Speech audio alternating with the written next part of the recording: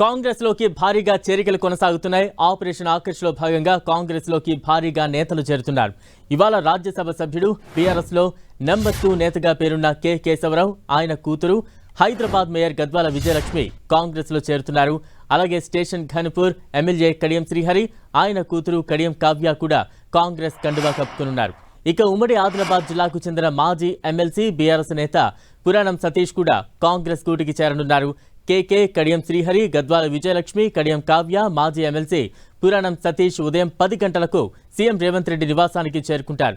అక్కడే వారికి తెలంగాణ కాంగ్రెస్ వ్యవహారాల ఇన్ఛార్జ్ దీపాదాస్ మున్షి కండువా కప్పి పార్టీలోకి ఆహ్వానిస్తారు. ఇక వరంగల్ ఎంపీ అభ్యర్థిగా కాంగ్రెస్ తరఫున కడియం కావ్య బరిలో ఉంటారని తెలుస్తోంది.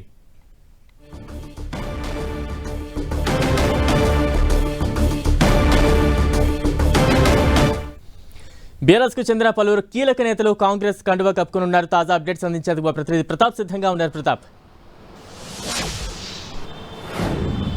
బలరాం, ఈరోజు కాంగ్రెస్ పార్టీలోకి భారీ చేరికలు ఉంటున్నాయి. ముఖ్యంగా బీఆర్ఎస్కు సంబంధించిన ముఖ్యమైన నేతలంతా కూడా భారీ ఎత్తున ఈరోజు కాంగ్రెస్ పార్టీలో చేరబోతున్నారు. ముఖ్యంగా బీఆర్ఎస్లో సీనియర్ నేతగా ఉన్న రాజ్యసభ సభ్యుడు కె కేశవరావుతో పాటు హైదరాబాద్ జేహెచ్ఎంసీ మేయర్గా ఉన్న విజయలక్ష్మి, ఆయన కూతురు కేశవరావు కూతురు విజయలక్ష్మి కూడా ఈరోజు కాంగ్రెస్ పార్టీలో చేరబోతున్నారు. వీరితో పాటు స్టేషన్ గన్పూర్ ఎమ్మెల్యే కడియం శ్రీహరి, ఆయన కూతురు కావ్య కూడా కడియం కావ్య కూడా కాంగ్రెస్ పార్టీలో చేరబోతున్నారు. అయితే 2 రోజుల క్రితమే కడియం కావ్య కూడా ఒక లెటర్ రాయడం జరిగింది బీఆర్ఎస్ సంబంధించి. యాక్చువల్గా ఆమెకు బీఆర్ఎస్ నుంచి వరంగల్ నుంచి పార్లమెంట్ నుంచి ఆమె పోటీ చేయడానికి కూడా బీఆర్ఎస్ అధిష్టానం కూడా గ్రీన్ సిగ్నల్ ఇచ్చింది. అయితే తాను బీఆర్ఎస్ తరఫున పోటీ చేయకపోవడం లేదంటూ కూడా ఇప్పుడు 2 రోజుల క్రితం బీఆర్ఎస్ పార్టీకి లేఖ రాయడం జరిగింది. అయితే తాజాగా ఆమె ఈరోజు కాంగ్రెస్ పార్టీలో చేరబోతున్నారు. మరి కాసేపట్లో సీఎం రేవంత్ రెడ్డి నివాసానికి వీరందరూ కూడా చేరుకోబోతున్నారు. అక్కడ దీపాదాస్ మున్షి, రాష్ట్ర వ్యవహారాల ఇన్ఛార్జి దీపాదాస్ మున్షి వారికి కండువా కప్పి పార్టీలోకి ఆహ్వానించడం జరుగుతుంది. అయితే దీనికి సంబంధించి కూడా 2-3 రోజుల నుంచి కూడా ఈ ప్రాసెస్ అంతా జరుగుతున్న పరిస్థితి. నిన్న నేరుగా కడియం శ్రీహరి నివాసానికి దీపాదాస్ మున్షి, ముఖ్యమైన నేతలంతా మల్లు రవి కానీ సంపత్ కుమార్, ఇట్లా ముఖ్యమైన నేతలంతా వెళ్ళి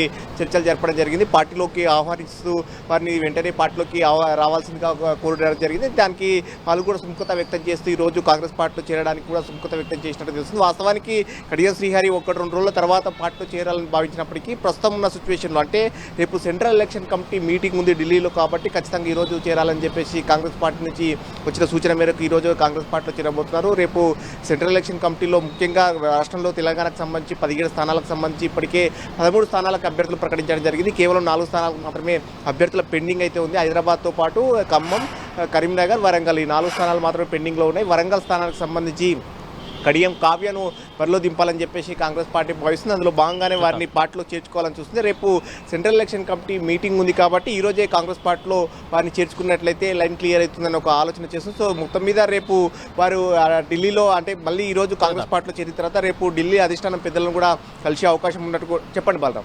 అంటే పార్లమెంట్ ఎన్నికలకు ముందు బలమైన నేతలు కాంగ్రెస్ లోకి చేరుతుండడంతో నిజంగా పార్టీలో ఎటువంటి నూతన ఉత్సాహం కనిపిస్తోంది? పార్టీ ఎంత పటిష్టంగా కనిపిస్తోంది ప్రస్తుతం?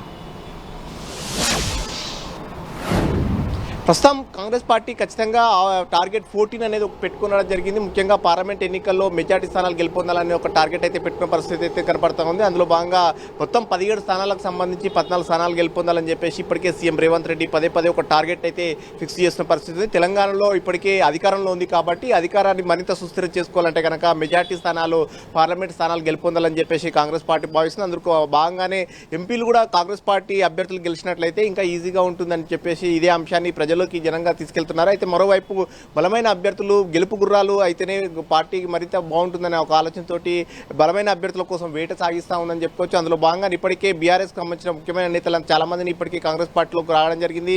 కొన్ని చోట్ల కాంగ్రెస్ పార్టీ, బీఆర్ఎస్కి సంబంధించిన నేతలే కాంగ్రెస్ పార్టీ అభ్యర్థులుగా మారిన పరిస్థితి ముఖ్యంగా చూడవచ్చు. మనం సివిల్కి సంబంధించిన గడ్డం రంజిత్ రెడ్డి బీఆర్ఎస్ సిట్టింగ్ ఎంపీగా ఉన్నారు. అతను కాంగ్రెస్ పార్టీలోకి వచ్చారు. అతనికి టికెట్ కేటాయించడం జరిగింది. సికింద్రాబాద్ సంబంధించి చూసినట్లయితే దానం నాగేందర్ ఖైరతాబాద్ ఎమ్మెల్యేగా ఉన్నారు. ఆయనకి ప్రజెంట్ ఇంకా సిట్టింగ్ ఎమ్మెల్యేగా ఉన్నారు. అతన్ని కాంగ్రెస్ పార్టీకి సంబంధించిన కాంగ్రెస్ పార్టీకి సంబంధించిన పార్లమెంట్ అభ్యర్థిగా కూడా సికింద్రాబాద్ నుంచి బరిలో దింపడం జరిగింది. ఆయన కూడా అనౌన్స్ చేయడం జరిగింది ఏఐసీసీ నుంచి. మరోవైపు మల్కాజిగిరికి సంబంధించి చూసినట్లయితే సునీత మహేందర్ రెడ్డి ఆమె జడ్పీ చైర్పర్సన్గా ఉన్నారు. వికారాబాద్ జడ్పీ చైర్పర్సన్గా ఆమె కూడా ఇటీవల కాలంలో బీఆర్ఎస్ నుంచి కాంగ్రెస్లోకి వచ్చారు కాబట్టి ఆమె కూడా అక్కడ అనౌన్స్ చేశారు. అట్లా మొత్తం మీద కొన్ని చోట్లకు సంబంధించి చూసినట్లయితే కనుక బలమైన నేతలను ఆయా స్థానాలకు సంబంధించి ఇతర పార్టీల నుంచి వచ్చిన వారికి కానీ బలమైన రేసు గుర్రాలకే ఇవ్వాలని ఒక ఆలోచన చేస్తుంది. అయితే వరంగల్కు సంబంధించి కూడా అనేక సమీకరణాలు, అనేక పరిణామాల నేపథ్యంలో ట్విస్టులు అయితే చోటు చేసుకుంటాయని చెప్పుకోవచ్చు. వాస్తవానికి అక్కడ సిట్టింగ్ ఎంపీగా ఉన్న పసునూరి దయాకర్ కూడా కాంగ్రెస్ పార్టీలో చేరడం జరిగింది.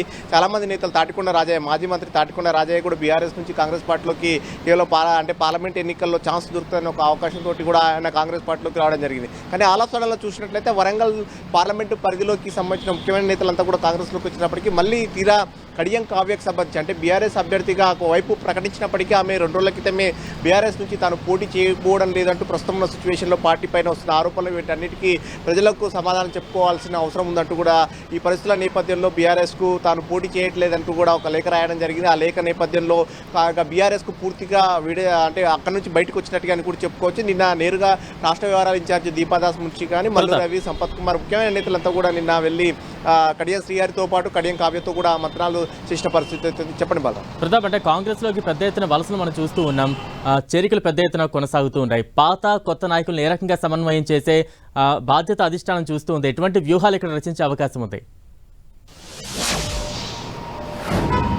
వాస్తవానికి కొత్త వాళ్ళు వస్తున్న నేపథ్యంలో పాత వారికి కొంత చిన్న చిన్న గ్యాప్స్ అయితే కనబడతా ఉన్నాయని చెప్పుకోవచ్చు. అక్కడక్కడ కొంతమంది నేతలంతా కూడా సీనియర్ నేతలు ఒకసారిగా అంతా బయట నుంచి వచ్చిన నేతలకే ప్రాధాన్యత ఇవ్వడం కరెక్ట్ కాదంటూ కూడా అక్కడక్కడ కామెంట్స్ చేసిన పరిస్థితి అయితే ఉంది.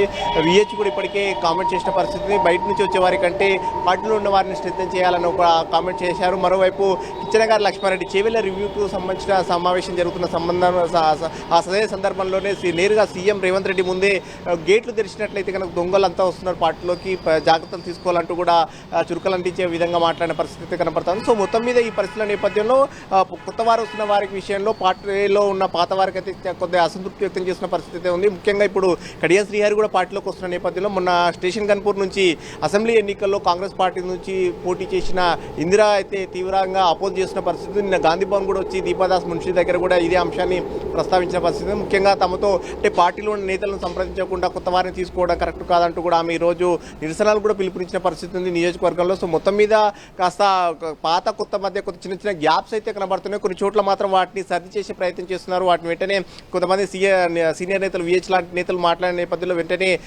సీఎం రేవంత్ రెడ్డి తన వద్దకు పిలిపించుకొని ప్రస్తుతం ఉన్న పరిస్థితులలో ఎందుకు పార్టీలోకి చేర్చుకోవాల్సి వస్తుంది, ఇప్పుడున్న సిచ్యువేషన్లో దానికి సంబంధించి కూడా సీనియర్ నేతలు కొద్దిగా వివరించే ప్రయత్నం చేశారు. నిన్న ఎగ్జిక్యూటివ్ కమిటీ సమావేశం కూడా అందులో భాగంగానే పెట్టడం జరిగింది. ఇప్పుడున్న సిచ్యువేషన్లో నేతలను చేరికకు సంబంధించిన అంశానికి ప్రధానంగా చర్చించినట్టు కూడా తెలుస్తుంది. సో ఇప్పుడున్న పరిస్థితుల నేపథ్యంలో ఖచ్చితంగా మనం మెజార్టీ సీట్లు కాంగ్రెస్ పార్టీ మెజార్టీ సీట్లు గెలవాలంటే కనుక బలమైన నేతలు ఖచ్చితంగా ఆహ్వానించాల్సిందే.